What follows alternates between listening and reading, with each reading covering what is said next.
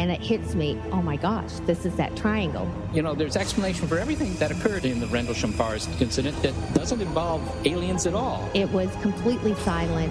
It comes right over our heads. He saw a classic flying saucer really standing in the clearing. He turned over to my father and held his hand, and he looked in his eyes and he said, "We're not alone." Welcome to Podcast UFO for our live show. We're live every Wednesday at 8 p.m. Eastern Standard Time on podcastufo.com. During the show, feel free to participate live in our chat room. And don't forget to like us on our very active Facebook page. Hello and welcome to the show. I'm Martin Willis, your host, and we have a great show tonight. One of my earliest guests that I ever had on my show here, Mack Maloney, and he does a great show called Military X-Files. He's an author, very interesting guy. It should be a great show. Alejandro Rojas is coming up in just a minute with the news, and probably some of you are scratching your head. Wasn't Lee Spiegel supposed to be on? I did announce that last week. And, you know, sometimes things come up and people have to reschedule, so nothing's ever set in stone. So Mac was, I was going to ask Mac to be on the show coming up, and so I just asked him if he could be on early, and he said yes. So it worked out just fine. So thank you, all the people who support the show. I appreciate that very much. For those of you who cannot support the show and like to listen to the whole show, of course, you can always go to podcastufo.com every Wednesday at 8 to 10 p.m. Eastern Standard Time. Or on our YouTube channel, you can watch us live, actually live stream. And you can subscribe to that channel. And you can also subscribe to our email list on Podcast UFO. And if you also can't watch or listen on Wednesdays, you get an opportunity for Thursdays on the Dark Matter Digital Network, and that's at 10 to midnight. And I'm also on, I've mentioned it, can't remember the name of it, on Friday nights on Outcast Radio, I think it's called, on Friday nights at 6 p.m. And that's a full show on that as well. So that's it for me. We have some things to talk about, and I have my good friend here, Alejandro Rojas. How are you? I am doing well. How are you? Great. I guess we both watched that thing going on today. I watched it for a while without audio, and I saw you had a. I'm sure you're going to be talking about that a little bit. Tom DeLonge. Yeah, it has been Tom DeLonge Day. The first thing, though, I want to talk about before I forget, because this is good news too, is that documentary, Jeremy Corbell's latest documentary, Patient 17. Yep. It's about alien abduction and the removal, Dr. Roger Leir removing an implant. And this is important just because it's getting so much play. So the distribution's great. It's on iTunes right now. I guess it's going to be on Netflix and some other places. So a lot of distributors are ramping up and showing it. And so it's going to get a lot of exposure to the whole alien implant phenomena, which is a strange one. I mean, to be honest, I'm still kind of out on the fence on this one. Yeah. But if there's anything, this documentary definitely has the most compelling information when it comes to this phenomena. So much so that it convinced Jeremy Corbell that there's something here. So, yeah, that's the first piece of news I wanted to get out there before we get into Tom DeLonge. Now, didn't I see that Jeremy's movie at the UFO Congress? Didn't we see the whole thing there? No, actually, it's good you brought that up. That was 20 minutes, so a 20-minute clip. And essentially, it was a short that he did. And this new thing is expanding on that by an hour or so. So it's a full-length thing. I see. And so there's a lot more in this new piece, which is great because with that 20-minute piece, some people did feel like they were left wanting, a lot more information. And so they're getting it in this full piece. Yeah. I do remember that was quite compelling about that guy, that he was like a skeptical person to begin with. I believe exactly. I remember that.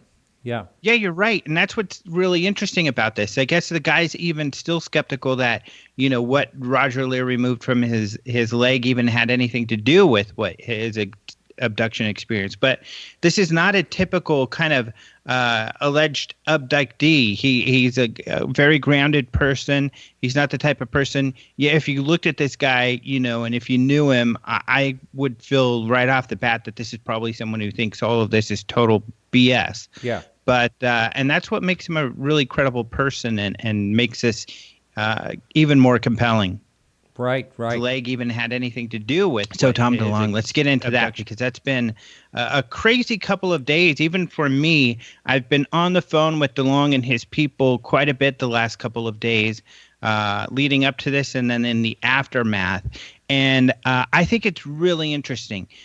There's a ton of negativity out there, and in a way that's a bit depressing. Leslie Kane and I were just messaging back and forth with each other about that, and it really, it's one of those moments where it's like, you know what, I don't want to even deal with you, UFO field. You're just never happy. Just complain, and whine, and that's all we hear. And that's a bit frustrating. Although, on one hand, I can see it a little bit. It's about expectations. That's what it's all about, I think.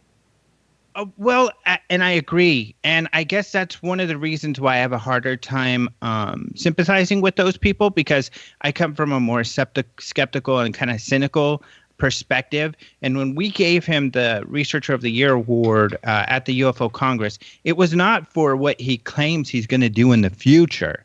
It was for what he had done that year, which was to meet with these very high-level officials and to talk with them about the UFO topic, which opens things up. I think that sort of thing is really important. I'm always skeptical about what may or may not be coming in the future, because you never know what's going to come. And often when we get promises, we're let down. So I guess that's partially why I didn't feel so let down, because I wasn't expecting anything big. And I shouldn't, and maybe I just feel like if you were expecting some sort of big government disclosure, that's just not how the real world works. So, but what's cool about this, and I guess what's got me excited, is that even though Tom DeLonge, of course, he's really into a lot of this stuff, very enthusiastic, he has personal beliefs that a lot of things are going on. The people that he has gathered together in this new company called To the Stars Academy are very, very impressive. I wrote a story about a lot of them. Leslie Kane wrote a very great story on the Huffington Post, and I summarized her story and then added some background and my personal interview with one of these guys, and a little bit of information that I've gotten from Tom. But one of the most exciting people among this group is this guy, Luis Elizondo, and he worked for the Department of Defense on a program to study anomalous aerial threats, or he also calls it unidentified aerial threats. And he essentially says that's what you think it is. That's UFOs. And that he felt that there's something really important. There's something unexplained. He says if we feel something is unidentified, we call it a threat until we can prove otherwise. But what he discovered is that these things exhibited technology that we don't have while he's working for the DOD looking at this stuff. So this is important because, of course, the government has said that they've been out of the UFO business. Obviously, we know that the evidence has shown otherwise. But this proves it. Here's a guy coming out and saying, look, I looked at these things. They are unidentified. They're mysterious. And essentially, he's saying that I don't want to do this behind closed doors anymore with the government because of the bureaucracy. It really doesn't go anywhere. Instead, I want to do this out in the open with a bunch of individuals where we can hopefully develop technologies based off of the technology that we're seeing demonstrated here. So that's a big deal. The other people that are part of this group, Chris Mellon is one of them, who worked for the CIA. He worked for Defense Intelligence. He's had a lot of very high-level jobs. He's retired now. He's actually been in an article. He kind of had a coming out article that Leslie Kane had written about where he talked about how UFOs are a real thing, and he's very interested in them. In the press conference this morning, he covered a really great case from the Navy, essentially the where Nimitz.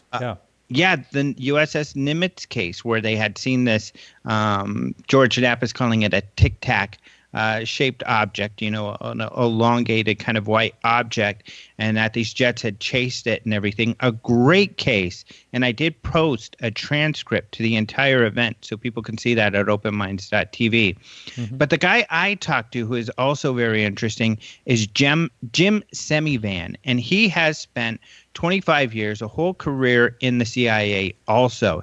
He's worked for the department, the National Clandestine Department. I mean, he's done some very top secret stuff. And what I wanted to know is why. If you're 25 years in the CIA, what are you doing? Why are you doing this? And his answers were great. I talked to him actually at length, and he's a really cool guy. Essentially, he's saying that the government, people in the government are much like us. In fact, he's saying a lot of very similar things to what John Alexander says. And people have had experiences. People have talked to their friends. There's a lot of people in government who believe in UFOs and other mysteries. And he's like, I'm one of these people. And we haven't had any ability to really look into any of this stuff in any official capacity. We haven't gone anywhere with it. And that's what he wants to do. He says once he met Tom, and Tom had these similar interests, he said, this is what we need to do. We need to start an organization where we can essentially do like SpaceX. That was their model. SpaceX has gone on to do all of these cool things outside of NASA, and they're already becoming more and more miles ahead of NASA. I mean, if it wasn't for SpaceX, we wouldn't be able to deliver anything to the ISS. That's right. We have to rely on SpaceX. Yep. So they want to do that. They figured the same thing. If we're going to develop technologies or even understand this phenomena, primarily UFOs, but they also have interests in telepathy and ESP and all of these other things, free energy type devices. If we're going to actually do something along these lines, we're going to have to take this out into the private sector and do this on our own. And that's been his motivation. He says, I'm 65, I'm retired. I've only got 15 years maybe left, and this is what I want to spend the rest of my life doing. And he does make the point that this is not for money for any of them. This is a public benefit company they've created. So you can buy stocks and shares, and you can get involved as an investor. And the public benefit thing is it's a different type of company where you have to spend more of your profits on the company itself. And as part of that, on our story also, you have a link to what's called the offering circular, which tells you all about the company, all the information about the makeup of the company. And in that, you see that these guys aren't really taking salaries, that there's very little when it comes to salaries.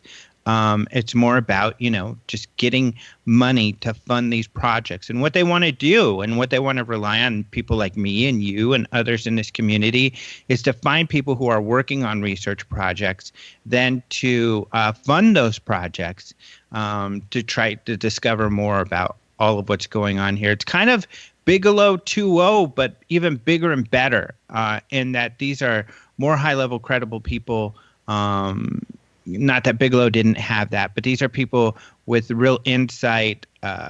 They're insiders, and they have a lot of access. And it's more public. It's more partially because of the internet, but it's more public interfacing than ever before. So I personally am really excited about this. I think people need to read that transcript, read who these people are and what they're saying, because this group of people coming out and talking about what they're talking about has not happened in this field before like this. So that's a big deal. I'm sorry that, Tom DeLonge didn't have Trump come on stage and say we're being invaded by aliens and we're being abducted and all this crazy other stuff. But what they did say is better because it's not as frightening as all of that.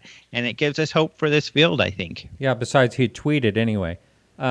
So, yeah, sure. Hey, let's address some of the negativity a little bit in here. For instance, in the chat room, someone wrote, having a hard time figuring out why people think DeLonge is doing anything other than making money.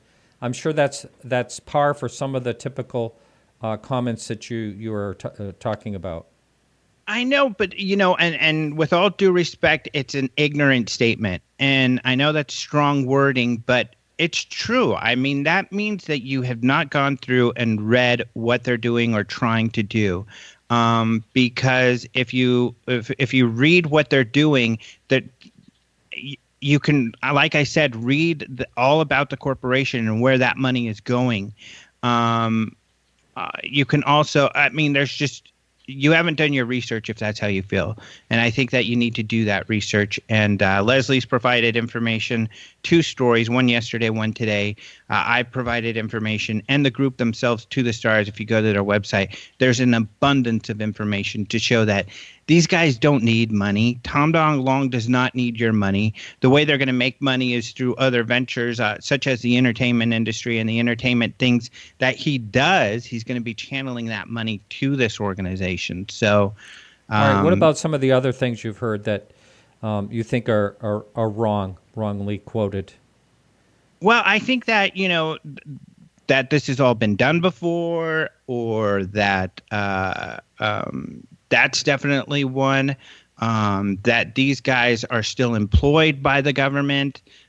That's How not about the the case. misinformation thing? I've heard that one. That Tom's out there giving misinformation to spread it. He's been given misinformation to muddy up the waters. I'm sure you've heard that one. I have heard that one. And, to be honest, that one, there are a lot of things that Tom is saying that are not what these other guys are saying. They're not certainly all on the same page. And Tom seems to even have or feels he has insider information that goes beyond and above these people that he's created his company with. And it's entirely possible, I think, though, that he could be getting wrong information, either purposefully or not. He could be getting information from people he trusts who genuinely believe these things and they're just not accurate. Or he could have an inside track on all of us. I don't know. That argument, I could still see why people would be disappointed or frustrated about that, and not maybe qualifying all of those statements that have been made. I certainly could see that. So I guess if you're looking and I should give those people, if you're looking at the glass half empty type of angle, there's a lot of emptiness there that you can complain about. But on the other side, it is, if you take a step back and look at the net gain here, it is more than we've had before. Mm-hmm. Mm-hmm. Now, I tuned into it this morning, and I couldn't get the sound to work for the life of me. And well, there was a problem with the website. The embed they had there, first of all, it wasn't showing completely. Right. And then someone had found out you had to right-click and unmute because some reason it was automatically muted.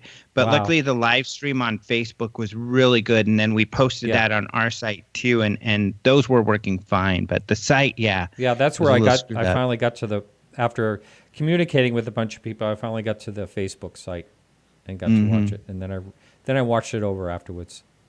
But, be what it may be to some people. I think it's possibly a move in the right direction. I liked listening to what some of the people said, some of the people you mentioned.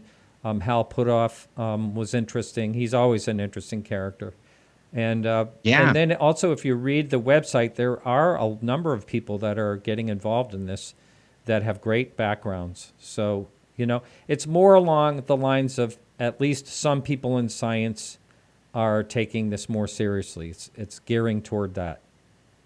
Well, I think a lot of us, like Leslie and I, for instance, and some of these others who know some of these people who are involved. For instance, Chris Mellon's part of the UFO data group. Hal Puthoff has been, working on this stuff for quite a while. It's exciting for us because we know these people, that we know that they're credible and their heart's in the right place and that they're the type of people to get stuff done. So I think for those who roll up their sleeves and they're in the muck trying to do stuff on a daily basis and doing research and investigation, those who are professional, and I think that's a really important aspect. Professionals, that this is a good thing because this is another highly professional organization. And I've said for years, we've talked about this. There could be a SETI. There needs to be a SETI of UFOs. A credible scientific group, and I think this could be it. And I think just like for the search for alien life, the SETI's been. SETI has brought that topic to the forefront. And now it's a very credible, serious thing. I think if you have the right organization and the right group of people like we have here, that could be done with the topic that we all care so much about as well. Yeah, good point. Good point. Well, we ran a little long. You may have some other things to talk about, but we'll probably have to catch up next week. Okay, sounds good. All right. All right. Hey, thanks so much, and I'll talk to you next week. All right. Talk to you later. All right. Bye-bye. Bye. All right. So our guest is Mack Maloney, and I met him, I think it was 5. Have I been doing this show 5 years? I think going on 6, something like that. Anyway, I met him. He's got that great Boston accent, and I met him in Newburyport, and I did an on-site show with him, and we're sort of neighbors in a way. Mack, how are you? Good. How are you doing? Fine. Good. Good to see you. Good. Yes. And so you have been doing your military's X-Files now for how long has that been? Wow. It's been about 3 or 4 years, I guess. 3 or 4 years. Doesn't seem that long, but yeah, we've been doing it for quite a while now. Yeah. Yeah. And I've actually listened to some of those shows, and I'll never forget, I have to talk about this, the guy that started screaming and yelling at you. Do you remember who that was? Which one would that be? I mean, there was a number of them. There was a guy that pronounced his name wrong, I think. Something like that. Yeah, but he was kind of a lunatic. But I'm telling you, you hung in there with him, and is it ringing bells now? Do you know who I'm talking about? Well, is it the one? There was one guy who accused me of being a Mossad agent, an agent for Israel, because we were challenging him on 9/11. We've had people who claim to have proof of that the government is dropping stuff on us. That they look at contrails and they think they're chemtrails. We had a big argument over that one night. Yeah. So there's many to pick from there. No, this was a very elderly man, very, very elderly. He was that was our friend from NASA there. Okay. Yeah. He's the guy who, we probably shouldn't mention his name on the air, but he's the guy who worked for NASA, and he claimed that he saw an 11-foot alien in the cargo bay of a shuttle. Yeah. And wow. He kind of went on from there. Yeah, he was an interesting character, that guy. Yeah, excellent. All right, so you've written books, and I think when we first met, you had just written your first nonfiction UFO book, right?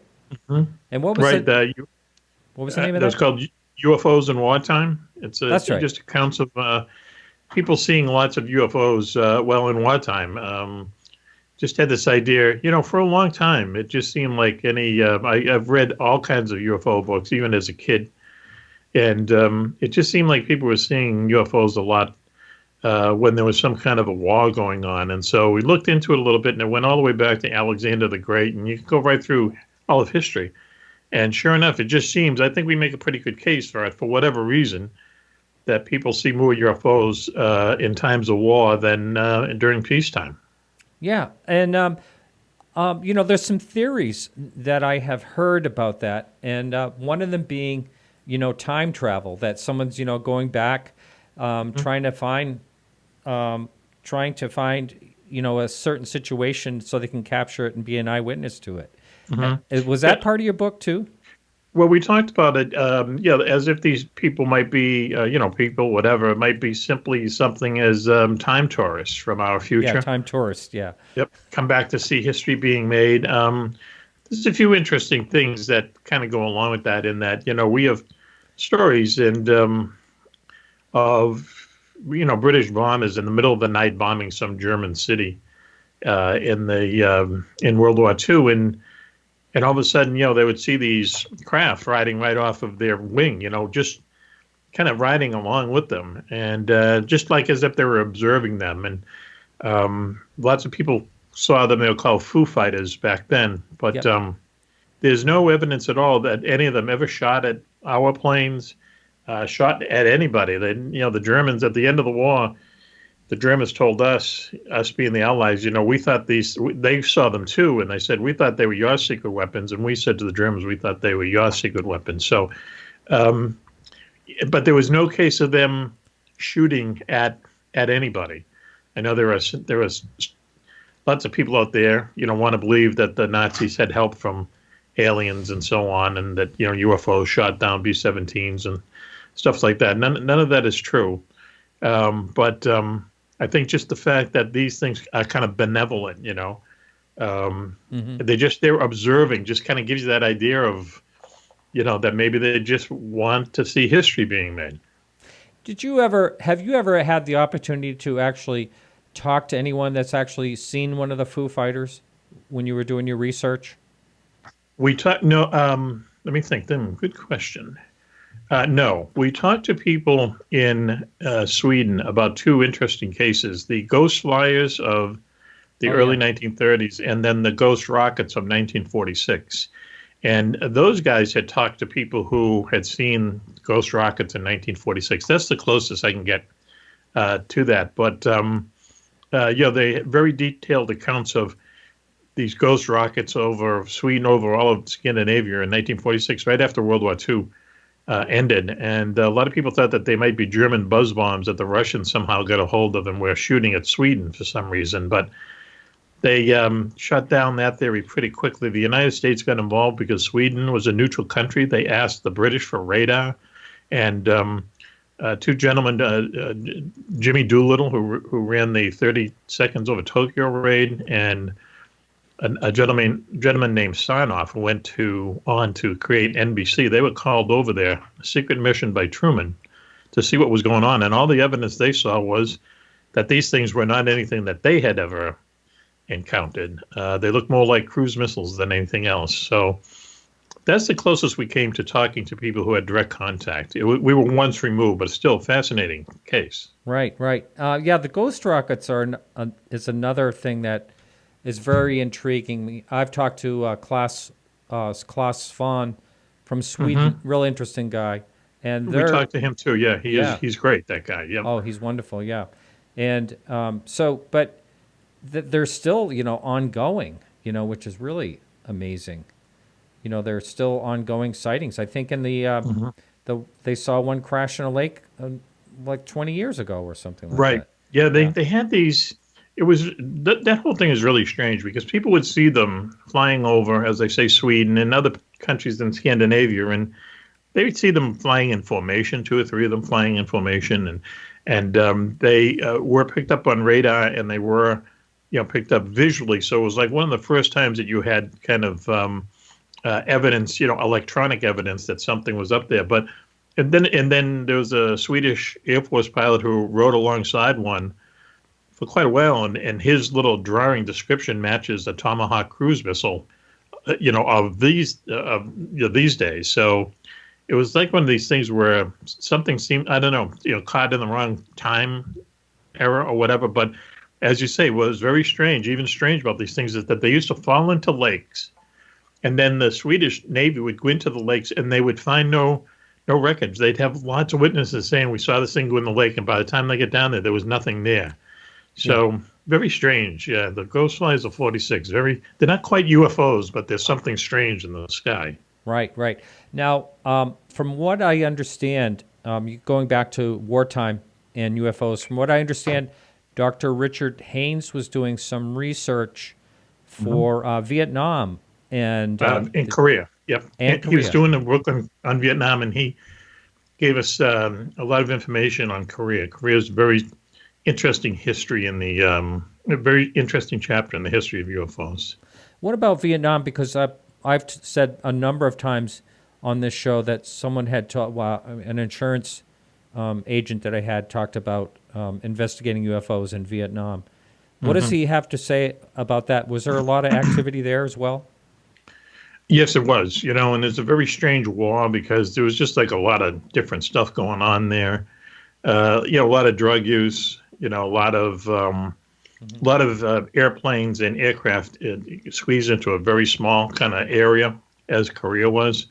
But the most interesting story from Vietnam I can think of is the HMS Cobots Story. And basically, real quick, people started picking up on American radar, these objects over the DMZ in Vietnam. And people don't know that North Vietnam and South Vietnam at the time were separated by this 30-mile wide demilitarized zone, the DMZ. Yeah. And even though the communists had a lot of troops and stuff in there, we were always fighting them in this place that you weren't supposed to be fighting. But anyway, they started picking up all these flying objects over there, and the communists never really had like helicopters or helicopter gunships and stuff, and that got the U.S. concerned. So they sent a squadron of F-4 Phantoms up to the DMZ, and one night they saw these objects, and they started chasing them. Now, in the meantime, the U.S. military commander over there had asked that any Allied ships in the area, could you please patrol off of the DMZ, because these jets might be chasing out enemy helicopters, is what they called them, out over the Gulf of Tonkin, and you might pick them up as well. So this chase did take place, but the pilots, the American pilots, they weren't chasing helicopters. They were chasing something that looked like a flying saucer, and a number of them. And so the F-4s fired on the flying saucers. They missed them, but they hit this Australian destroyer, the Hobart, and killed 3 sailors, wounded about 30 more. A lot of them had to be airlifted off of the destroyer and brought onto land to be treated by a U.S. Navy burn specialist. A lot of people got burnt. And the U.S. admitted the mistake and, apologized for it. But in the U.S. papers, they didn't mention that these things, might have been chasing UFOs. But in Australia, it was a big, big story. This is in 1968. Wow. Big story. And then it never served again and went back to Australia, and they sank it on purpose to be like an unnatural reef, Yeah. So, that was a very strange story because just so many people were involved in it, and there were a lot of witnesses. And again, the North Vietnamese did not have like any kind of helicopters or helicopter gunships or any of that stuff in 1968. So, they were chasing the classic UFOs, and it just led to this tragedy on this Australian destroyer. Now, were you able to pull any like microfilm or anything out of Australia, or is that on websites information? It might be on websites now. The only thing I saw was the headline. We didn't put it in the book, but it's the headline saying it was the return of the Hobart to Australia.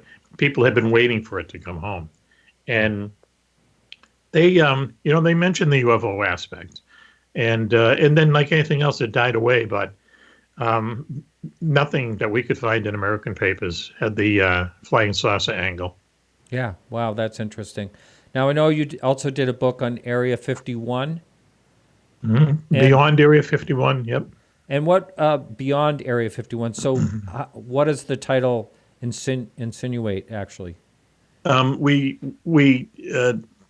collected a bunch of stories about places like Area 51 around the world. And we didn't talk about Area 51 at all, but we talked about S4 and St. Louis Valley and Autech. Is it S4 or S2? I can never remember. And Autech down in the Caribbean, and then Nick Redfern helped me with a chapter where we try to figure out where the British Area 51 is. We talk about Area 51s in Russia and in China. So it's really going around the world talking about places like Area 51. How about that? And I'm sure they're all mostly top secret as Area 51 is. And protected, they're all protected bases. Yeah, if the point that really came across in this book was, for me, was that a lot of secret bases around the world have UFO histories to them, and you have to think, wow, what came first, the chicken or the egg? But it's just, we can't come up for any reason for it, but it just seems like you pick some secret base like Area 51 or different places in Russia. Kapustin Yar is a place in Russia, which is kind of like a combination Area 51 and Cape Canaveral. and they've had all kinds of UFO sightings over there through the years. And again, do UFOs, are they attracted to secret bases? It just seems like they are. So that for me made the book interesting. Also, a friend of mine who I've known since grade school works for a company that works for the three-letter agencies. And he's on the show a lot. And I was writing this book. Every time I'd finish a couple chapters, I would send it to him just to see if I was getting anything absolutely wrong. Mm-hmm. And so he kind of vetted it for me. And there was a few cases, and we put them right in the book where, he says, nope, you're going in the wrong direction here. But for most part, we were going in the right direction. So, really, the bottom line is a lot of secret bases around the world. A lot of them have UFO histories attached to them. Right. And, Area 51 is a mystery. There's, of course, the more the rumors flow with Area 51, probably the more the people that are involved in the security there like it. They probably think, they're probably laughing at some of the stories that come out about Area 51. People seeing alien bodies. That's True. The number one thing. Right. It probably actually aids them in a way as far as keeping things secret there, the real things. There's a base about 70 miles north of Area 51, which is much more secret than Area 51. It's called Tonopah Air Force Base. Huh. And it's near the small town of Tonopah, Nevada, which is almost exactly halfway between Reno and Las Vegas. So if you're a gambling person, if you travel, lots of people who travel between those two cities spend the night in Tonopah, Nevada, but that's about all they do.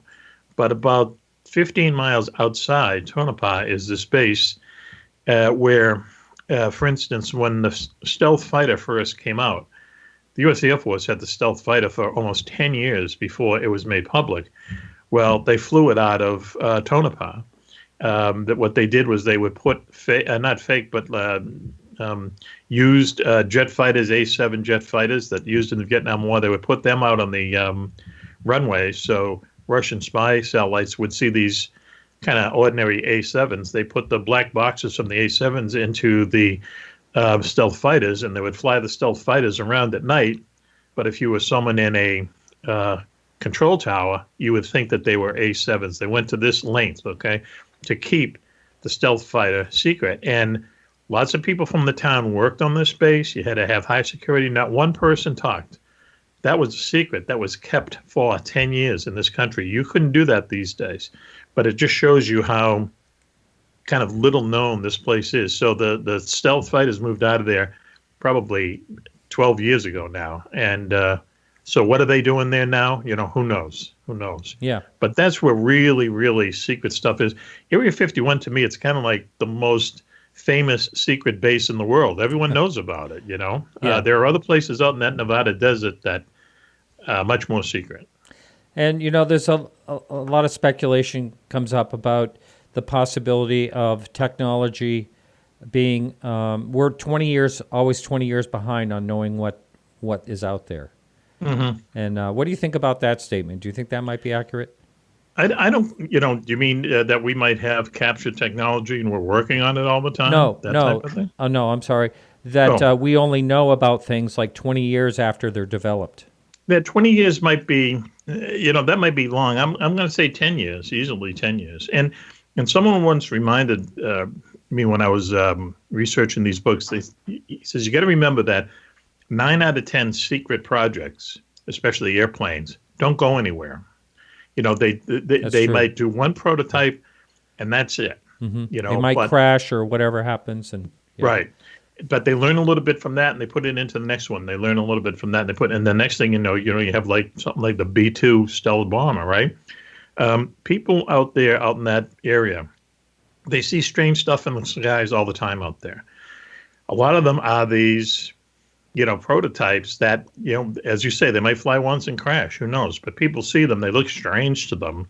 And I think that leads to a lot of UFO sightings. You're really looking at stuff that looks very strange. You'll never see it again. The forerunner to the stealth fighter was this thing called Pave Blue. and the best way you could describe this thing was it looks like a flying whale with wings on it. It's just very, very strange looking thing. And they would just, it was a shape that they were testing to see what the best stealth shape would be. But if you ever saw this thing in the air, it looks like it looks like a spaceship from the 1950s movie. People saw that. What else would they think it was? Mm-hmm. So a lot of strange stuff flies around out there, but a lot of it isn't necessarily UFOs. And 10 years, I think 10 to 12 years is probably a good, a time frame. They just came up with the SR-72, which is going to take the SR-71 Blackbird's place, spy plane. And, everyone knows they've been working on that for at least a dozen years. Yeah, right. Mike in the chat says, thank you for writing your books. Now, how many other books? You have just a couple books on UFOs, right? Mm-hmm. Right. Yep. 2. Yep. Yeah. Uh-huh. And anything in the works, possibly? Have you been thinking about it? UFO books, no. I've gone back to writing fiction books because they're a lot easier to do. You don't have to do all the research and stuff, I mean. So true. Yeah. Yeah. I probably said this before on the previous show, but halfway through UFOs in Wartime, I just looked around my office and it's just like piles of research and stuff has to be fact checked and stuff. Yeah. I said, wow, what did I get myself into? Yeah, this is a lot of work. But I'm glad I did it, and people liked it. But whether I do another one, boy, it would take me a while to kind of think about that, I think. I just thought of something early on in me doing this show. You told me, you said, hey, look, if you're thinking about making money, forget it. UFO field. In the publishing business, yeah. No, as far as UFOs go. Oh, I see. And I said, okay, no, I'm not. I'm doing this because I find it really interesting. But right, I do remember you're saying that, plus the people that have to put the research, like, I think of someone like John Alexander, for instance. Mm-hmm. He, really, really, you can fact check all his footnotes. I mean, they're really solid. And yeah. So, I mean, and there's other books like that too. He used to come on our show, but he doesn't like me for some reason. I don't know why. Oh, well. I mean, I really don't know why. We had a lot of, he used to come on a show I was on kind of regularly, and we used to talk to him all the time. And then all of a sudden, I was persona non grata for some reason. How about that?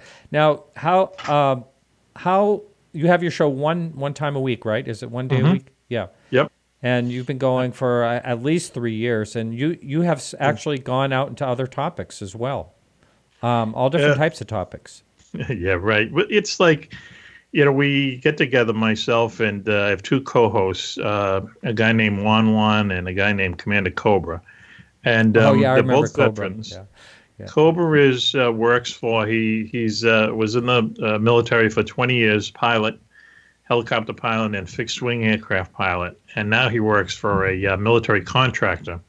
And there's some nights he isn't in the studio with us because he's doing jobs that he can't tell us where he is. And I know you hear that kind of stuff kind of thrown around a lot, but I mean, legitimately, he cannot tell us where he is because he's on some kind of mission that's been contracted out to his company by the government. So, but when we get together, we do a lot of things. We do we talk about the relationships of some of our correspondents. One guy just broke up with his girlfriend, so we're trying to help him, hook up again. And we talked to Travis Walton yesterday.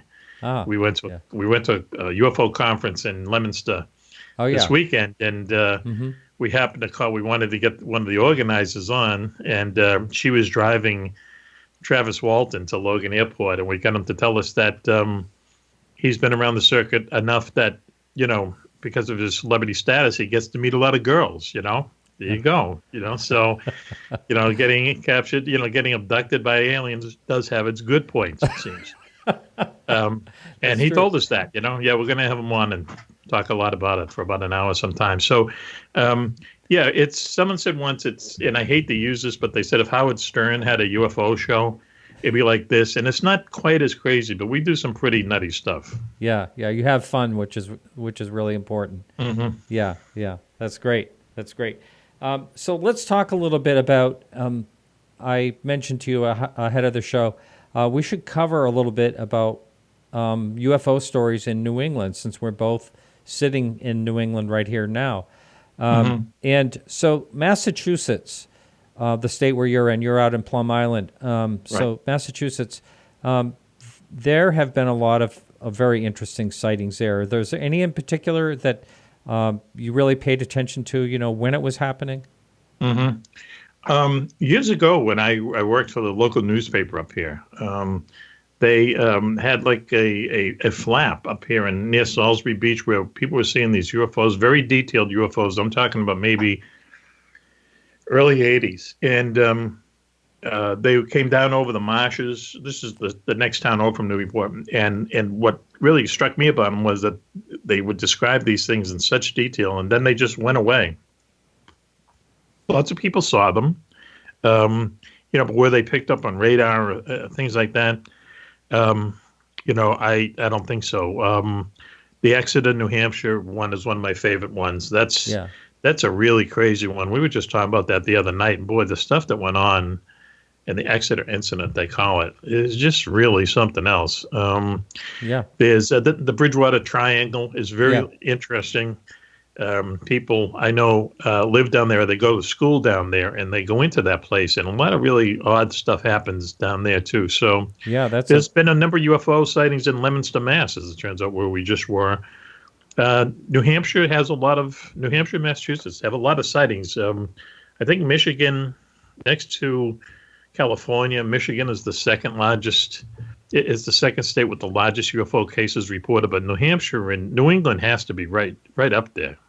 Yeah, a listener contacted me a while ago and said, "Hey, the state of Maine, actually has quite a few sightings, but I know there are some charts that show, sightings per state and, that are reported per state.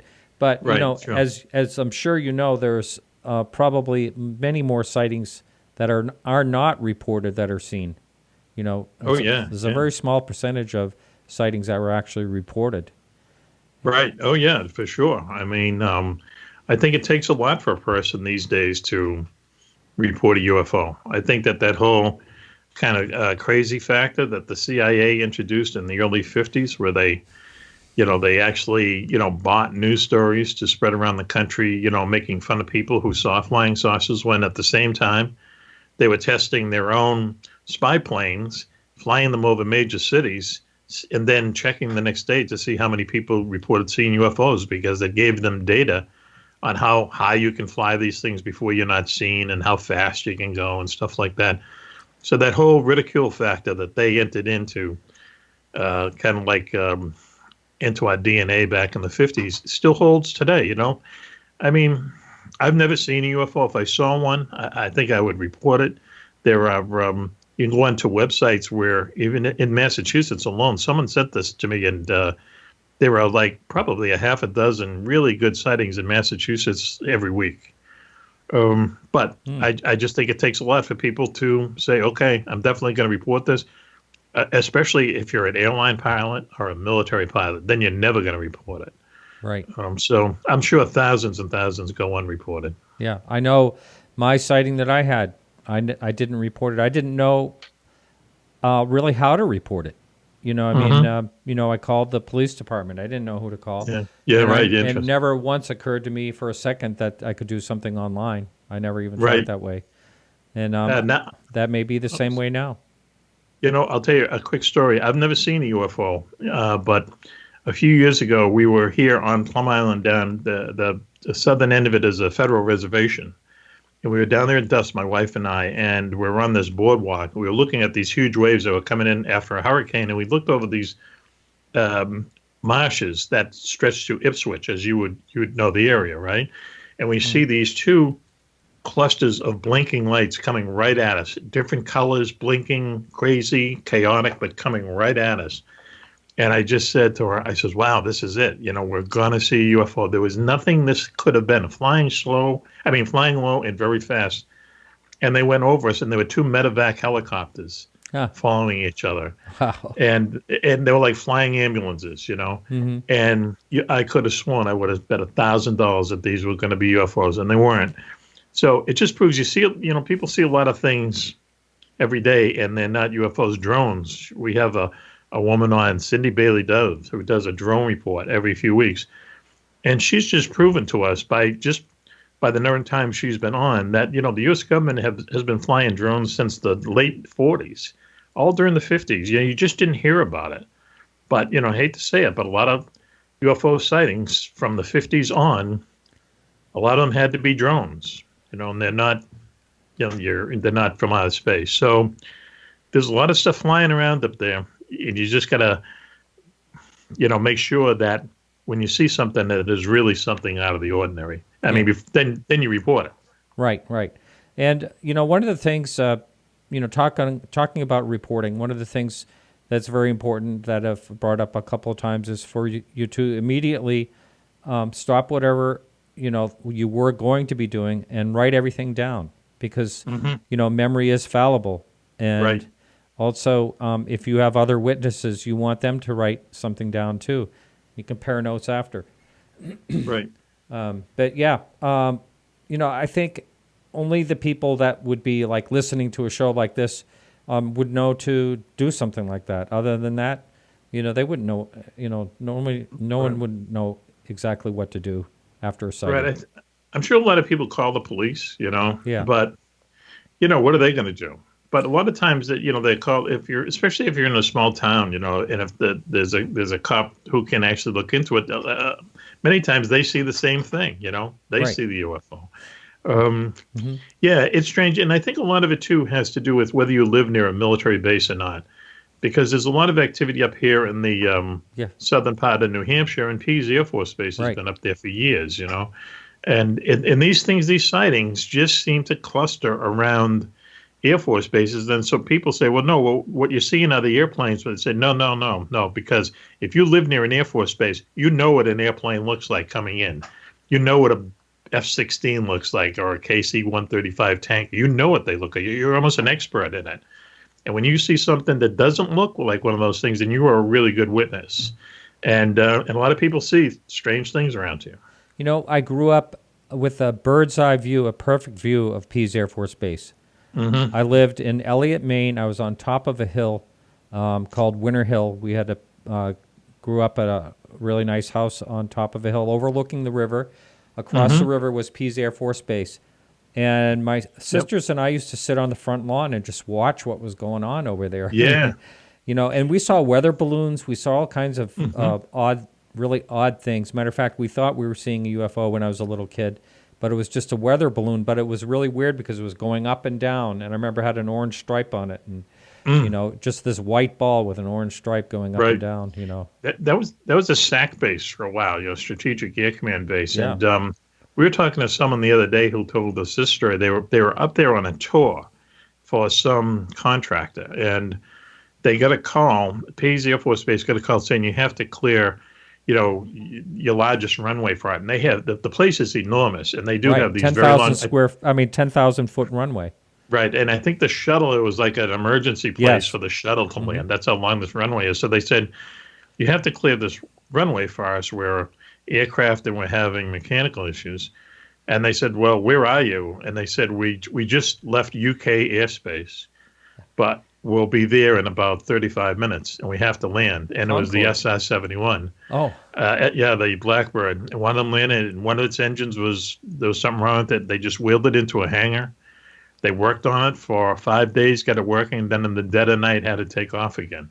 Wow. Now, if you didn't know what an SR-71 Blackbird looked like, you saw one of these things in the sky, you would swear it was, something from Star Trek or something, So again, people see a lot of strange things.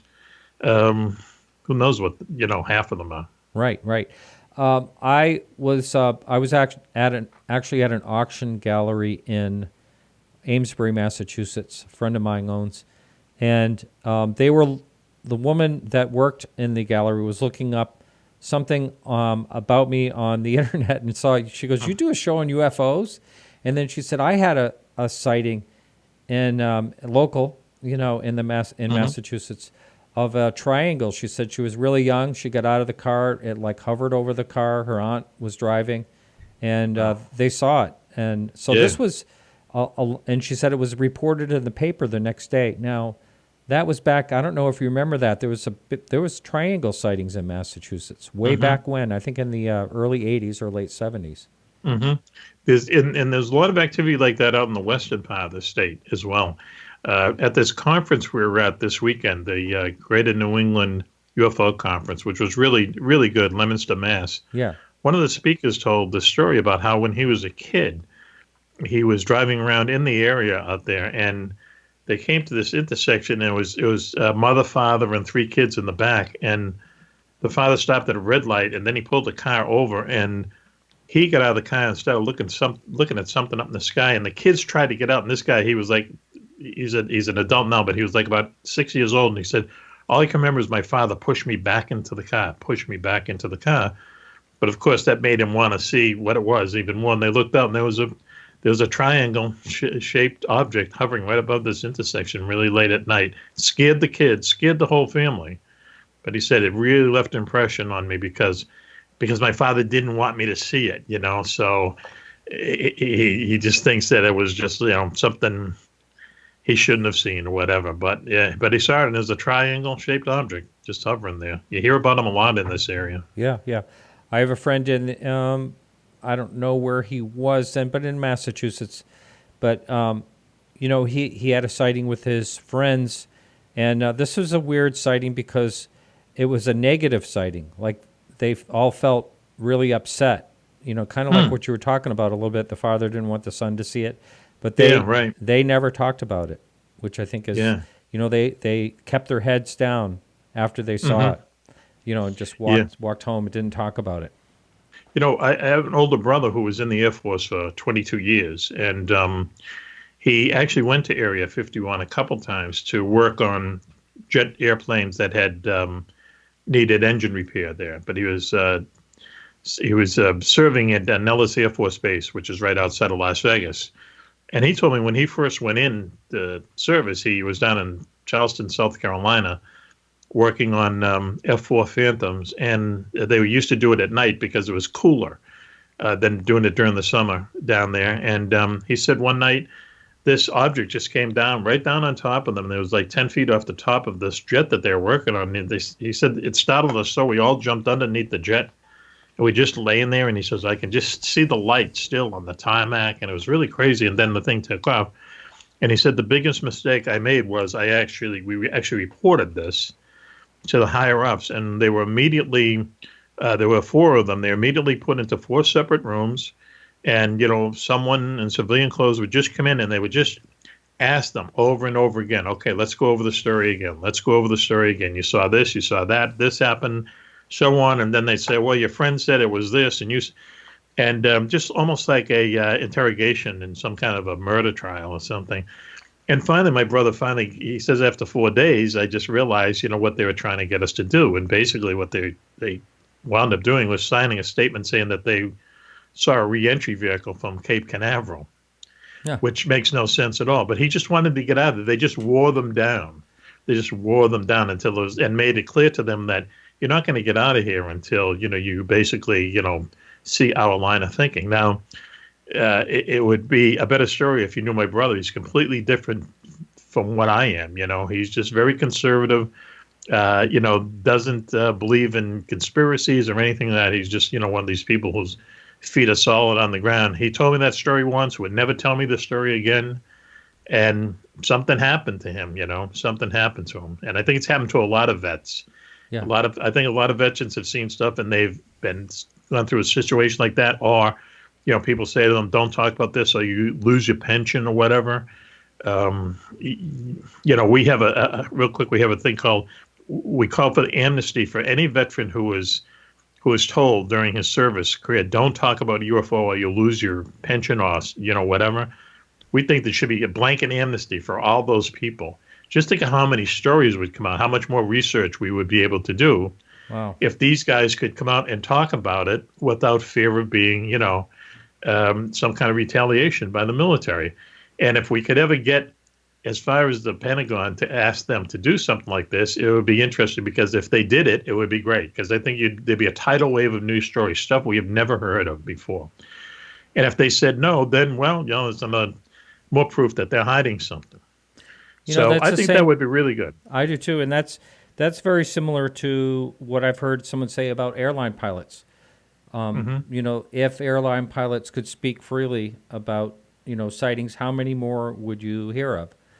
Right. You know, quite a few. Right.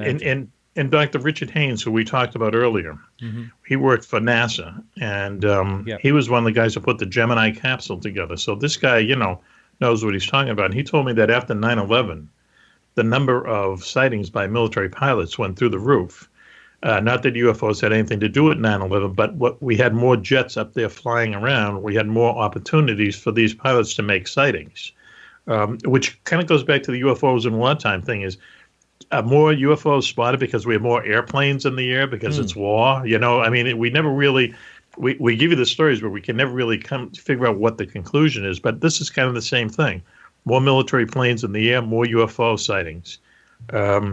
Just interesting. Right. You were talking just a minute ago about the interrogations, and that kind of reminds me of the Rendlesham Forest case, because they were heavily interrogated for, I think, 3 days, if I might have that wrong, but something like 3 days, you know, and then supposedly drugged, which is really bizarre. Well, that story, you know, kind of goes off the rails a little bit. You know, the deeper you get into it, we saw Peter Robbins this weekend, and he is someone who's been talking about the Rendlesham Forest incident for years. I mean, obviously something happened. They have a tape recording of the people in the forest looking at this thing, and you know, it was made by a major, a lieutenant colonel, someone who is, you know, is not in the game to hoax these things. In fact, his quote was, I think his name is Major Halt. Yeah, Charles. He said, Charles Halt. He said, I'm the guy who debunks this kind of stuff, you know, and he actually made a recording of people seeing one of these things. You know, one of the little known facts, maybe it was little known to me till, well, I found it out, was there was an NSA listening station only about 2 or 3 miles from those bases.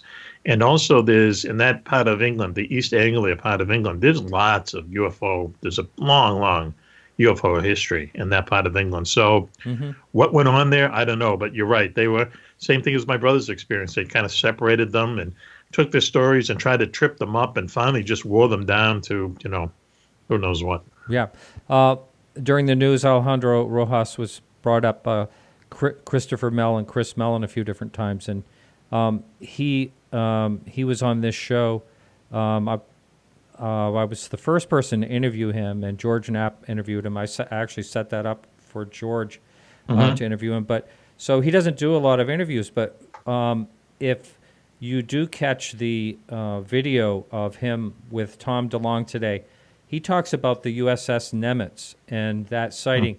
And I had never heard that story before, and what an incredible story that is. I don't know if you've ever heard anything about it, but it is really an amazing sighting. I think I've heard about it in passing. In one of the books, we talk about the haunting of another aircraft carrier, the JFK. For years, had, you know, numbers and probably 6 or 7 really outstanding UFO encounters with that ship. Really? So there is kind of a theory out there that you know, UFOs, you know, set their sights on a specific warship or whatever and follow it around for its entire career, which would be interesting. But, you know, JFK was down in Gitmo and had a UFO sighting. They were at a Brazilian port 2 or 3 years later, had a big UFO sighting. They were in a early NATO exercise called the Main Brace, Operation Main Brace in the North Atlantic in the early 50s, and had film of UFOs going over the aircraft carriers and so on. And then before he was retired from service, he was in the Mediterranean, you know, launched a bunch of jets because they saw a UFO coming at it at high speed from 50,000 feet directly over the aircraft carrier, that kind of stuff. Just interesting that, you know, wouldn't that be interesting if UFOs, you know, actually, you know, selected some warship just to follow it through its career? Once again, could be time tellers for all we know. Someone, you know, in a million years from now doing a dissertation on the USS JFK or something. But Just really kind of fascinating stuff. Right. So as far as, I think that is really fascinating when you say that possibly being followed. As far as you know, are there other destroyers or aircraft carriers, anything like that have similar tales? No, because actually I think I called it the JFK. It's actually the FDR, the USS Franklin Delano Roosevelt was the one that the UFOs are chasing. But the reason that they think that the UFOs wanted to hang around that particular aircraft carrier is the first one to carry nuclear weapons. It was the first ship to have nuclear weapons on board.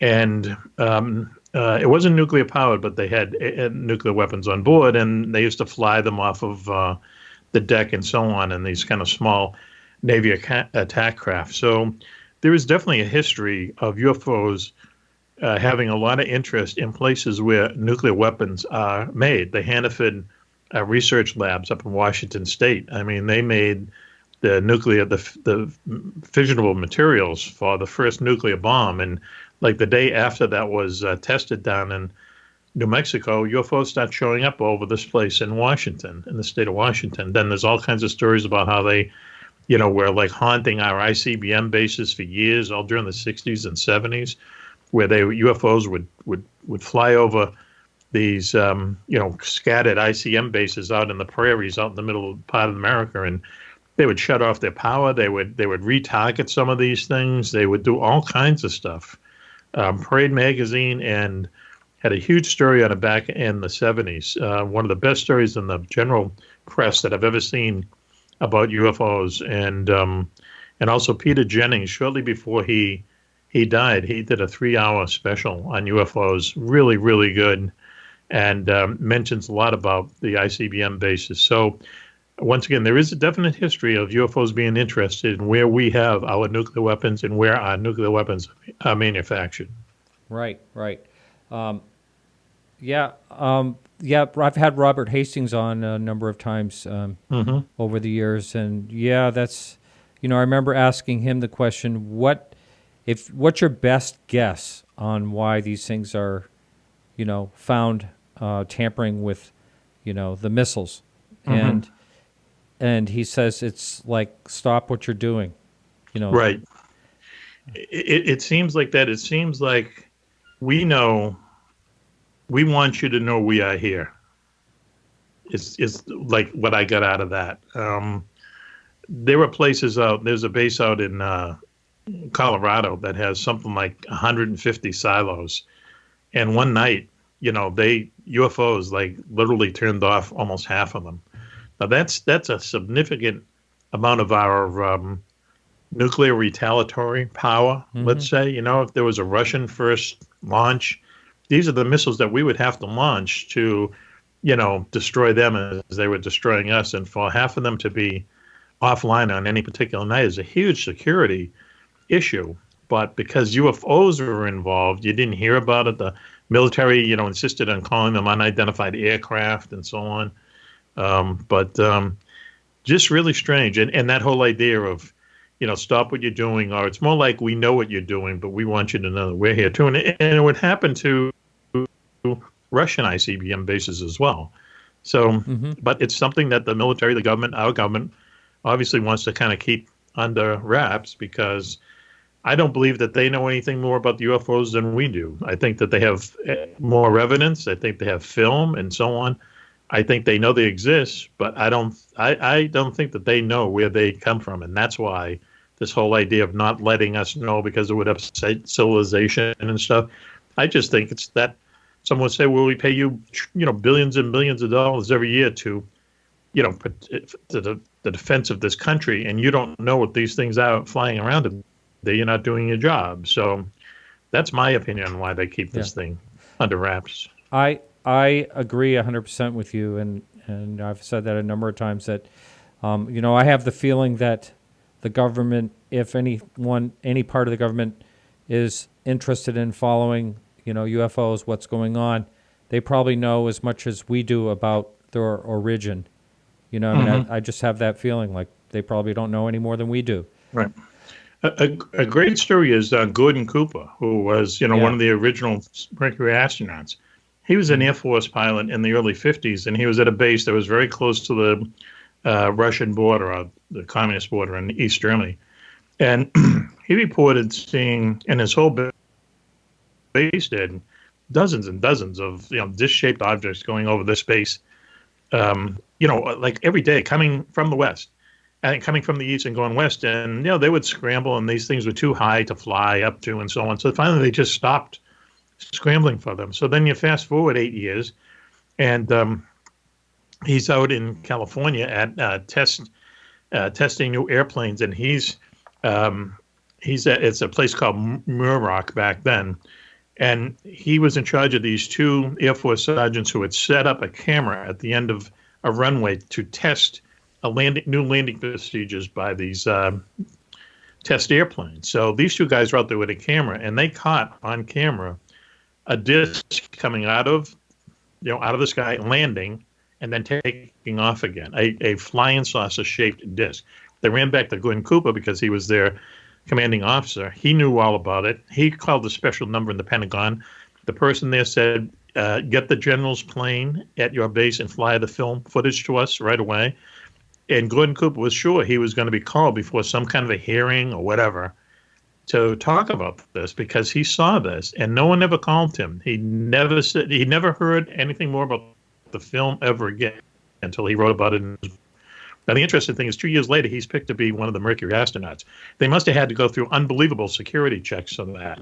And the fact is that this guy knew about UFOs, had seen film of it, and was still selected as one of the Mercury astronauts. To me, is fascinating. Wow, I never knew that was the sequence and how that went. I thought this was something that happened later. Yeah, no, he had those two huge, back in the early 50s and then late 50s. And that made him a believer from right to the very end. He was really out there saying there's something to this because I've seen it. And just the fact that people kind of ignored him, I think, is also interesting. But even more interesting is that this guy with this history of seeing these things was still made a Mercury astronaut. And, those guys, they were really schooled in public relations. They were the new heroes, Life, they were on the cover of Life magazine. And these Right. were like real-life superheroes. For him to be one of them and to know what he knew about UFOs, again, I think is really interesting. I do too. Yeah. He was really, I think, one of the people out there that could have made a difference. He did try, There were many times that he did try to talk about it, and never really went anywhere. We're in the second hour. If anyone would like to call in, the phone number is 603-967-4030 if you have a question for our guest, or you can always Skype in at Marty Willis. That's MartyWillis. Do you take call-ins on your show? No. No, we don't. We taped the show. Oh, I see. But we learned to work without a 7-second delay. Oh, yeah. Which was, for us, is actually a good thing. Yeah. You can bleep out. Is that what you're trying to say? Well, if we can catch it. We're not built for live callers. I think that's the way to put it. Yeah, right. So as far as I think we kind of covered the military, and to go back to the sightings in New England, what do you think? You mentioned the Exeter incident. Exeter. What are your thoughts? There's a reason I'm asking this, but what are your thoughts on the Betty and Barney Hill abduction case? Right. Interesting case. I went out to lunch with Kathy Marsden once, who was Betty's niece, and she's really good, knows a lot about the case, and told me a lot of things that I didn't know. Well, obviously something happened to them, and at the time, no one was really thinking. I suppose they were thinking UFOs. I mean, when they recovered their hidden memories, that's when this whole idea of abductions and so on, really kind of took off. I don't know. They had, especially Bonnie had such an odd ending, and and then different things that they found on their bodies and stuff. Really kind of creepy. All you can say is, obviously something happened, and they were the first people to really kind of come forward and talk about stuff like this. And they were ridiculed. I mean, Kathy told me that, their lives were never the same again. So they, kind of sacrificed their privacy at the very least to come out and talk about this. But what happened, who knows? Yeah. We have a skeptic that is going to be reviewing their case. He's going to be on the show. That's one of the things I like to do, is to have all different types of people on the show. And one of them is a skeptic. He's coming up on November 1st. And while I'm talking about upcoming shows, I'm pretty excited to talk about next week's show. We have Randy Nickerson, and we also have Salon Siddiq. And Salon is she was a witness of the Ariel School incident. So that will be on next week. I'm really excited about that. So we'll have two people. And also, I'm going to have an in-studio guest. So last Christmas, I did a drawing of people that could use our guest house up here and be an in-studio guest. And so that person will be here next week. Excellent. Yeah. So on your shows, what I saw that you did Black-Eyed Children. So you cover everything, right? Right. Yeah. But the way that we cover Black-Eyed Children was, we talked about some real cases, but there's a gentleman who's on the show a lot. His name is Phil Yeba, and he's a stand-up comedian, but he's also someone who does voices really well. And so he does like a little kid's voice, and so he's the black-eyed kid. And we have him in, and basically all he does is like threaten people on the air and everything. And he's just a funny guy, so that's how we cover the black-eyed kids with comedy. Right. You mentioned Nick Redfern. Has he actually been on your show as well? Yep. Yeah, a few times, and I met him in person for the first time just this weekend at the he was there. UFO. Yeah, he was there. Yeah. And it's kind of funny because in this kind of world we're in, you talk to these people all the time. You're either on their show or they're on your show, or you have some kind of connection with some book you're writing. As I said, Nick helped me write a chapter in Beyond Area 51. He helped me with the fact checking of the two UFO books. He's just like a walking wealth of knowledge about this stuff. And he and I had talked on the phone many times, yet we had never met, and that was like a good experience. And he was the first guy I went to when someone said, well, you should have an independent person fact check these things, in the UFO books. I just thought, wow, he's written so many books. He has knowledge about everything. Yeah. He would be and he's written books on his own. He knows the misery you go through writing a book. So he was the first guy I asked, and lucky for me, he helped me out. Yeah, he's a good guy. I met him in Phoenix, and he's been on the show a number of times. I got to tell you about the UFO conference this weekend in Leominster. I found out about it Friday night. Oh, too bad. Usually I get notices because I signed up for something there at one point. Been there 3 times, I think, in 3 years. But I was surprised. I didn't see it advertised. I just didn't see it around. Well, we know they get in touch with us.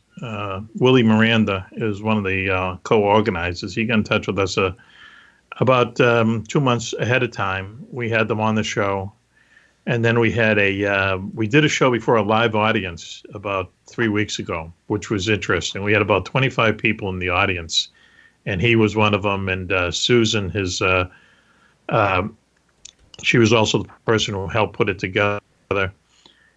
I know that they were, running in circles for months, getting this thing together, and it really came off really well. Everything really just kind of ran smoothly. You know how those things that they just. Right. You can't wait for them to actually happen, and so they're over, especially if you're a part of the organization of one. But Yeah, I mean, they should really get the word out everywhere, because it was, I don't know, it just seemed like a very focused, conference. People were great, people were friendly, very informative, and there wasn't a lot of noise that you kind of run into at other places. Right. So, yeah. But I will pass that on to them, that they should advertise more. Well, yeah, I mean, I just didn't even know about it. It's too bad, because I'm always willing to put a banner on my website, and get the word out there myself and talk about it. Right, sure. And I understand my good friend Mark D'Antonio was there. He was there. Yes, we got to talk to him we talked to him for a little while, but he put on this presentation of toilet paper. How old? Yeah, right. Exactly. I love that. Yeah. How old the Earth really is. Yeah. It was fascinating. It really was. He stretched this reinforced roll of toilet paper around the room. Yeah. And basically sectioned it off and saying, this is what we were like here 7 billion years ago, and this is what the Earth was like 2 billion years ago. Or 4, right? And by the time he gets through explaining it, he has gone around the room, and he said, and this little piece here is how long human beings have been on Earth, and it's little a sliver. tiny sliver. Hang on, we have a caller calling in right now. Hello, caller. You're on the air. Can you please say your first name and where are you calling from? That's Bobby from NC. How you doing, Martin? Hey, Bobby, my good friend Bobby. I met him actually down in North Carolina years ago. And who did we have dinner with, Bobby? The oh my God, Good? you asked me that Was it question. Good? Timothy Good. Yeah, Timothy Good. Yeah. Which I've got a couple of his books, and when I saw him, I recognized him. Of course, he was older than the picture on his books, but I recognized him. I was just like, man, I wish I'd brought the books up there. But Mack Maloney's book, UFOs in Wartime, I actually bought that. I want you to know it's a great book. I enjoyed the hell out of it. I had no idea that you were a fiction writer, and I'd like to pick up some of those sometime. Okay. Can you hear me? Oh yeah, yeah, we hear you fine. Yeah. Okay. Yeah. Thank you. I appreciate that. Yeah. Oh, it's a great book. I loved it. I love that stuff because these guys weren't making that stuff up. Crazy things really did happen. Did you guys talk about the CD that he made? Maloney CD? Oh, I don't think so. No. I don't think so. No, we have a band called Sky Club, and we we put a CD out a few years ago. Yeah, I'm glad to hear you say that. That's it's that. Well, that one song about that guy. I forgot the name of the band. Those back in the '60s, where he was like sick, and he wrote a song about he thought he was going to die and not see his mom again. And I had not heard that. I'm 52. I had not heard that in years. Right. So when I heard that, it just blew my mind. There's a Mechanical World by the band Spirit. There you go. We covered, yeah. And the guy wrote it when he had 108-degree temperature and he thought he was dying. And when you listen to the lyrics, it'd say, wow, that really does sound like someone who's about to die. A great kind of heavy metal song from the 60s. Great band. Yeah. Spirit was a great band. They were like more a jazz band than a rock band, but boy, they put out some really good music. I'm glad you enjoyed the CD. Yeah, and there's another song that you were talking about how pilots coming over the Atlantic towards America always play that one song all the time. That's wow. Oh, you are a fan. Yeah, a friend of ours is someone who flies for the modern version of Air America, which was the CIA's airline for a long time. And what his company would do is they would fly troops back and forth to Afghanistan, Iraq, and some of these other countries up there that you can barely pronounce their names. And he really liked a couple of the songs on the CD. And so he told me, he says, when we're flying over the Atlantic, we would put your CD in and listen to it. And there's something really kind of romantic about that. Huh. Yeah, no, the whole CD, the neat part about it is it flowed. It really, you guys did a really good job making it flow. I mean, it did. It's like a story. Right, yeah. We try to make it's really a story about a spaceman who is lost on a deserted planet, and the only thing he has to connect him back to Earth is his iPod. So he listens to the same 12 songs on his iPod over and over again, and he dies, and then a million years later, an alien finds him and introduces music to the alien culture. So there's a little comic book involved in it, and we had a lot of really good musicians. The guy who plays the sax on that is this guy, Anthony Castanel. He used to play with Paul McCartney. He was in Paul McCartney's touring band. And we have, I think I heard you say that. Yeah, Mark Poulin, great guitar player. Richie Kennedy, also really good guitar player. And it was a real project to put it together. Chris Bilius was our producer. We recorded at Bristol Studios in Boston, right across the street from Berkeley School of Music, and it was a lot of fun to put it together. It took a long time to do it, but there's one song on there now. It's been out for a few years, and the song "Silent Running," which was originally recorded by Mike and the Mechanics. That's up to like 10,000 streaming downloads. I just saw the other day. 10,000 stream. Yeah, and I make for streaming about 10,000 downloads. I made $7.98, and I have to split it with the record company. That's how there's just no more money in music anymore. It's strange. Wow. Hey, I remember that. Just coming in here for a second, I remember that you gave me that CD, Mac, last time I saw you, and I played it in my car. It was really, really good. And speaking of that, Bobby, we were talking about Timothy Good earlier. A lot of people may not know this, but he is a professional concert violinist. And nice. Yeah, he used to play with the London Symphony Orchestra and worked with with Bernstein McCartney. and Igor Stravinsky, all kinds of people. Nice. Yeah, he played with McCartney too. He was telling us, and I'm proud to know that I turned him on to his first Coronas with lime. There you go. All right. You Americanized him. Yeah, right. Cubanized him, I guess you'd say. But yeah, we had to wait like 30 minutes. They didn't have a lime. I think they actually sent somebody out to the store to pick some limes up. All right. You can't have the Corona without the limes in it. Anyways, it's a great show. Mac, I hope you write another book. Good stuff. You did a great job on that UFO book, so I'd like to see another one. Well, you're not going to. Appreciate that. You're not going to. Okay. And I'll tell you why. Earlier, you just came in, but earlier Mac was talking about how much work it is. The people just don't realize how much work it is putting together a book on UFOs because you have to have your facts. He was talking about how much easier it was to write fiction than to actually do the research. Oh, so you did hear I remember that. saying that. Right, yeah. Okay, thank you. You guys have a good night. Hey, thanks for the call in, Bobby. Thank you. All right, no problem. All right. So anyone else is also welcome to call in. That number is 603-967-4030. You can also Skype in at Marty Willis. If you have a question for our guest, you can also put that in the chat room if you're in chat. And I'd love to have some questions for our guest tonight. And there may be some up there, Mac, that I may have missed.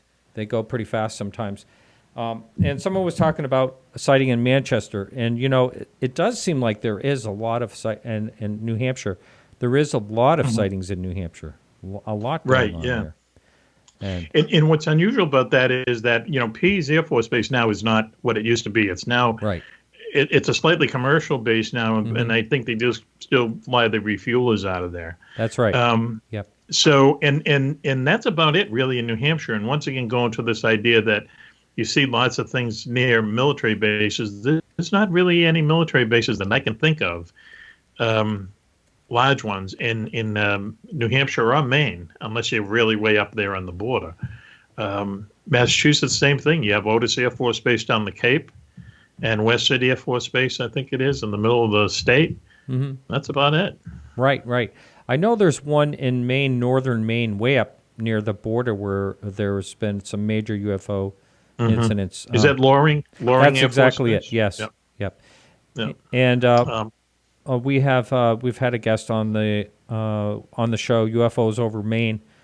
He just is publishing his second book that should be out, and so there are quite a few known cases also in that state.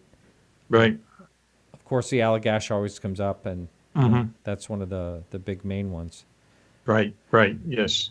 Yeah. So, all right, where should we go next? You talked about the Bridgewater Triangle. Now, that I did have, I had a guest on that actually had that documentary on that, basically called the Bridgewater Triangle. I think that's what the name of it was. And so, what are some of the stories that you're aware of from that area? Well, like some of the really strange ones, I should say that at one point we were going to do a live show from down there. We were going to take the radio show down there and do a live broadcast from out in the middle of the triangle. It sounded good at the time, but I guess that the Bridgewater police for whatever reason, they don't encourage people going in there, especially at night. I think that there's been like news crews who have wanted to go in there, and they can't tell them not to, but I think they discourage them. So we would discourage pretty quickly. But we talked to someone early on in the show, so it'd be a few years ago, who they've seen things like even like flying, things that were described as pterodactyls, like flying dinosaurs there.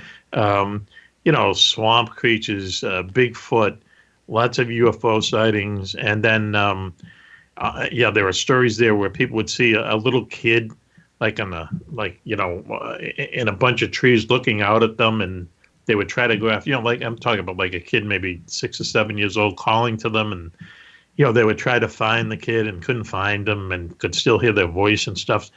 Really creepy stuff like that. And so I want to go down there. I think that we should bring the show down there at some point.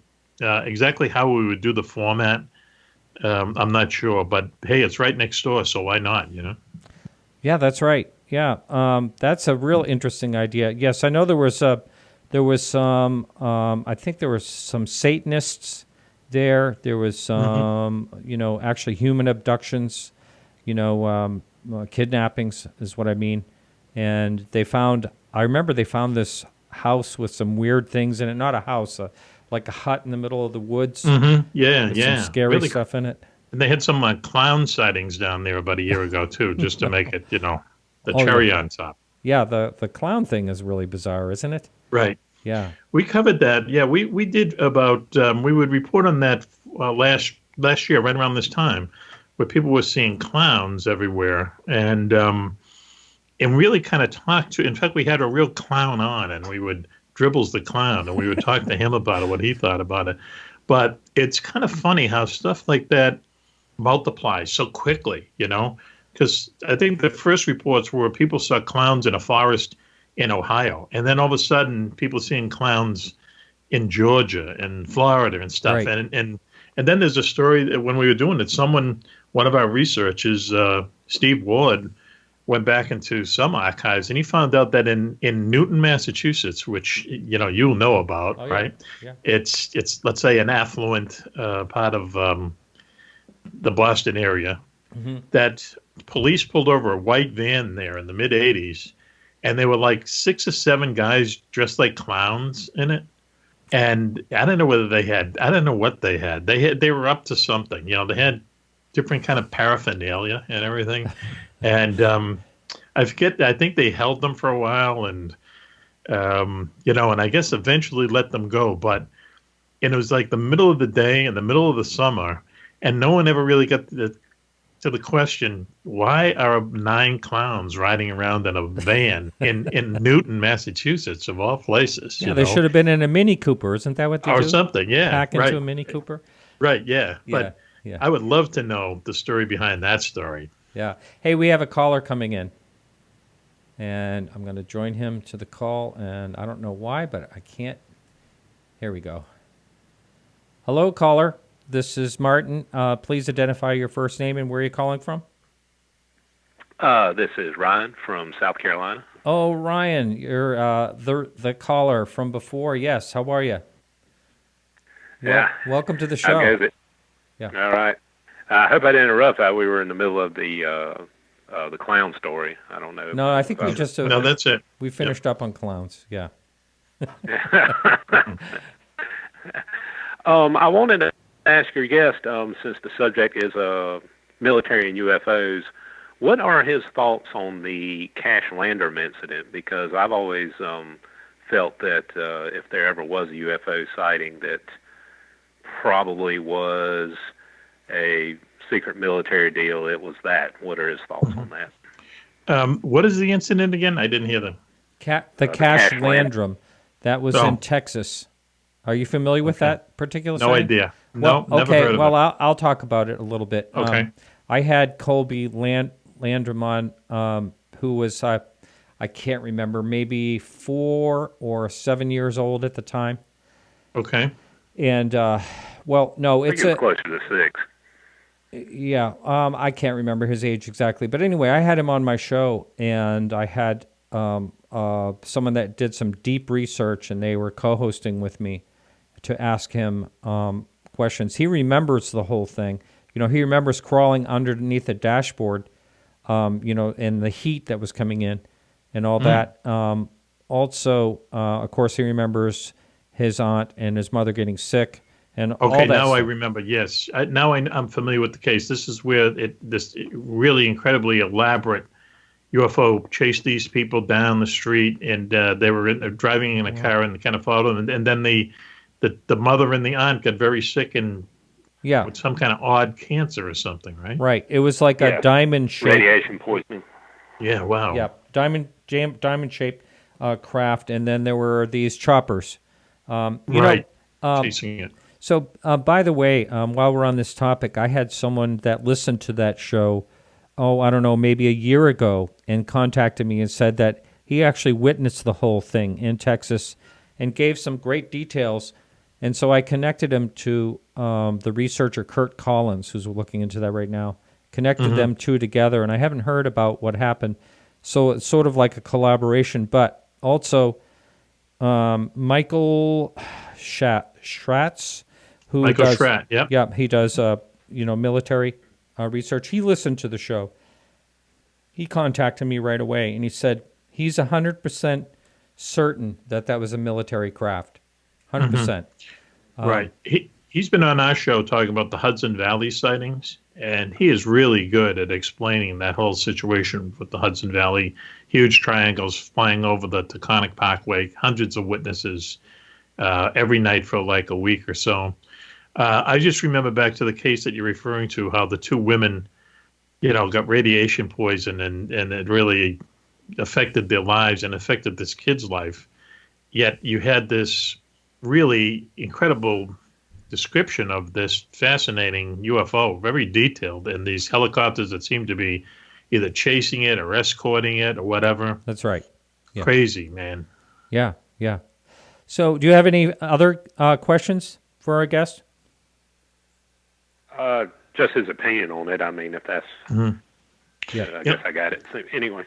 Anything like with the Stevensville incident down near George Bush's ranch. Yeah. I think it's called Stevensville. Stevensville, yep. Mm-hmm. And where people have seen, and we've had Chris O'Brien on our show a number of times, and he has reported about the St. Louis Valley in Colorado, where people see on a frequent basis UFOs being chased by our military aircraft.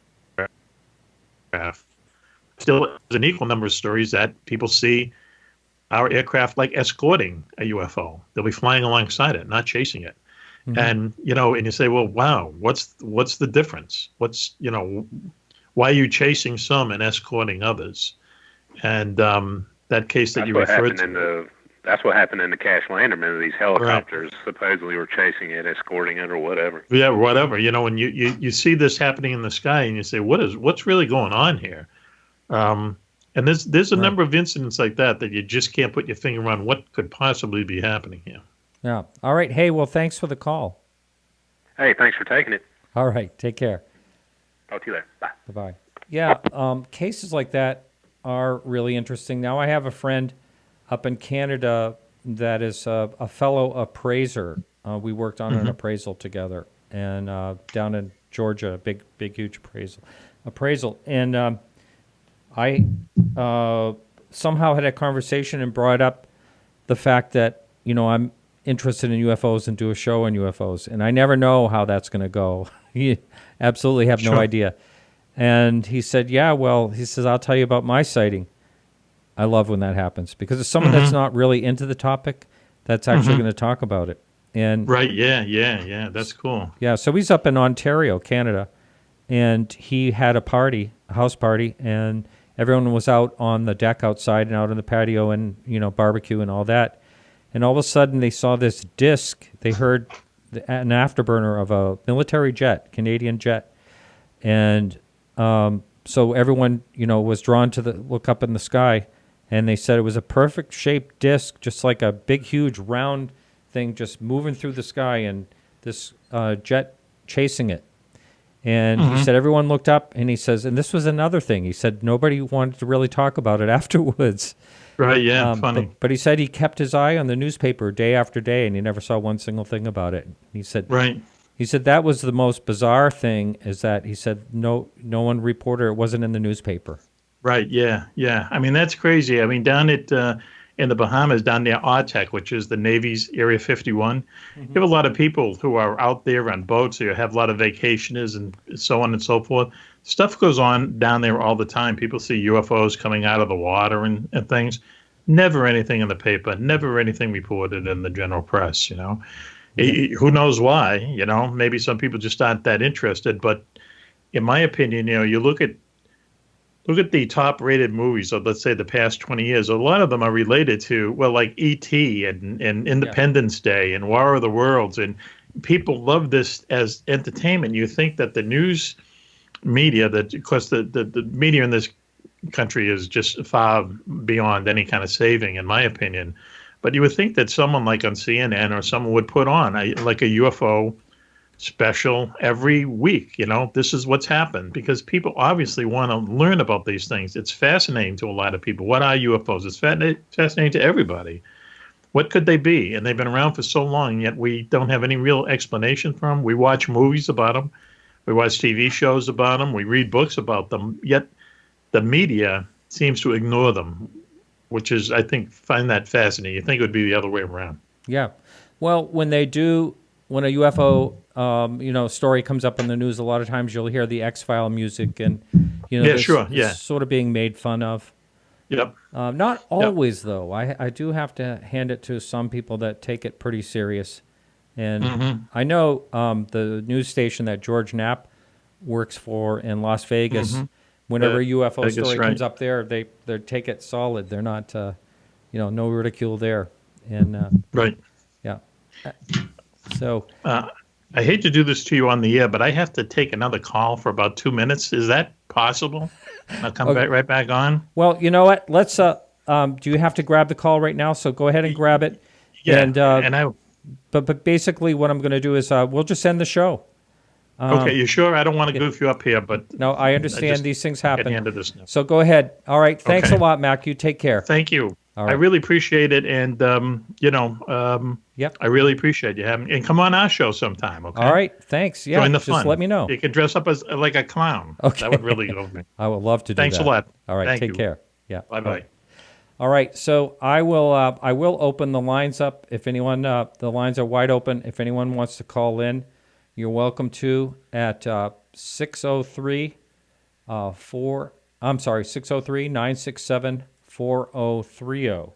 Anyone wants to call in, that's 603-967-4030. Otherwise, we're going to have to call the show. We're going to have to wrap it up here. I'll give just a second. So again, next week, our guests, our two guests, that is, we have Randy Nickerson, who is making the film The Ariel School Incident, and really looking forward to that.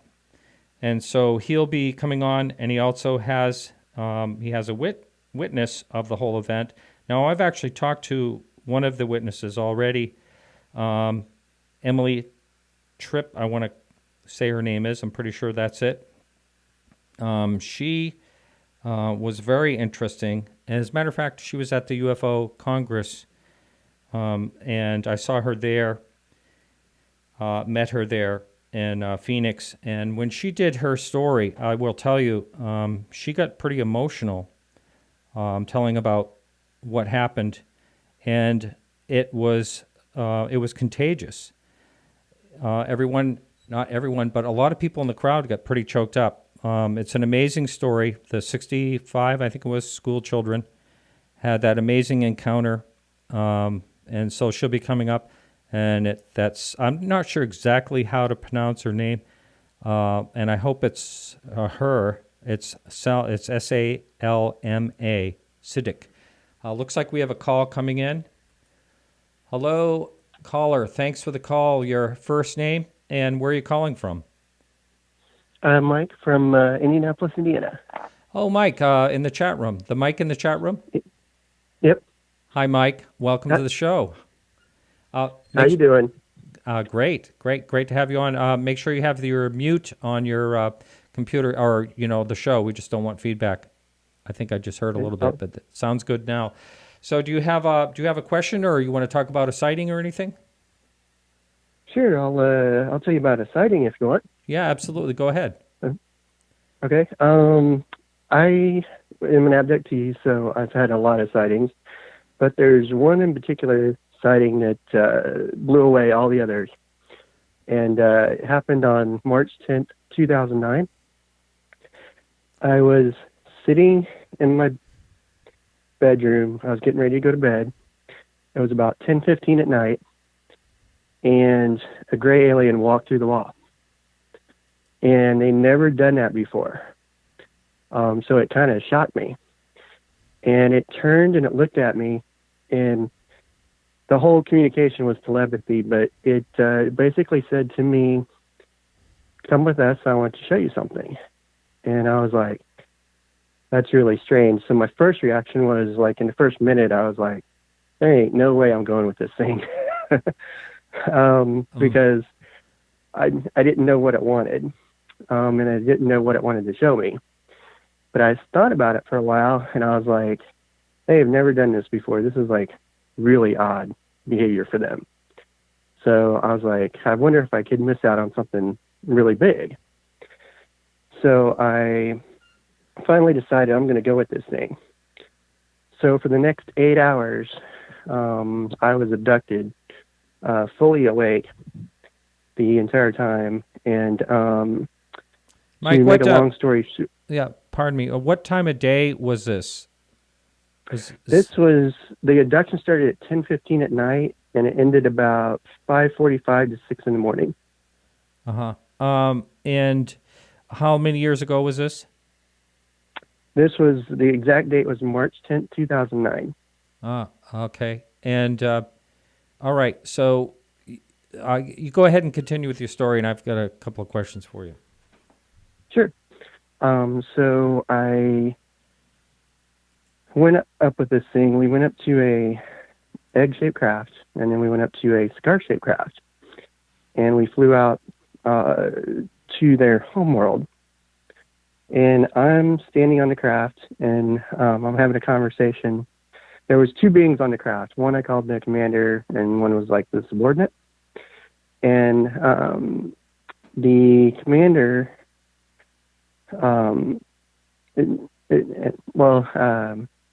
sorry, I was distracted for a second. We came out near their homeworld, and their homeworld had a docking ring around it. Like where all the cigar-shaped crafts landed, it was a ring around their planet. And I must have been there before, because all I did is I looked up, I go, oh, their homeworld. And then I went back to the conversation I was having with the subordinate. But what ended up happening is we exited the cigar-shaped craft. We went to a point in space. And when we got to this point in space, they initiated an out-of-body experience in me, and me and the commander. And the reason they told me that they took me is they wanted to show me something. And what they wanted was, they wanted my opinion on everything I could tell them about some species on a ship. And it was a ship approaching their homeworld. And I was like, it kind of reminded me of Stargate, the episode. But I was like, I'm nowhere near as smart as Carter. But there was another reason why they wanted me. And that was, I already knew one of the two species. There was another abduction I had a few years earlier where I had encountered one of the two species. So I knew everything about them. And what ended up happening is they initiated an out-of-body experience in me. I remember fully conscious, like, even though I was a floating, like, soul or whatever, I have full memory of everything that happened to me. And we went onto this ship, and there was like 2 species on the ship.